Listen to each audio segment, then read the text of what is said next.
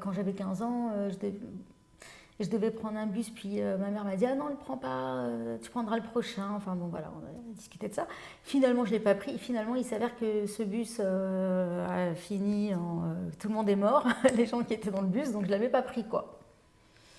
Très bien, voilà, c'est un fait. Mais c'est vrai qu'après, je me suis demandé, dans ma réflexion, mais des années plus tard, c'est pas à 15 ans que je me suis posé cette question, c'est bien, bien, bien plus tard, quand je me suis intéressée aux synchronicités, à cette énergie qui nous parle, parce que bon, en réalité, l'énergie nous parle, il y a un dialogue dans l'invisible, il y a un dialogue dans le silence, il n'y a pas de silence, il y a un autre monde, une autre fréquence, mais il y a une discussion dans le silence aussi. Donc je me suis intéressée de savoir si elle avait été prévenue, si une force l'avait amenée à ne pas le faire, à me dire ne prends pas ce bus.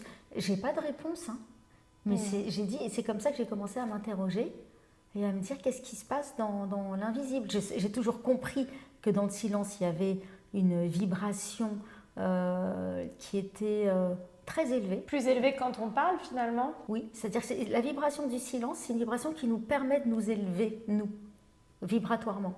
C'est comme ça que moi je l'ai ressenti. Après, je n'ai pas la réponse à la question que je me suis posée.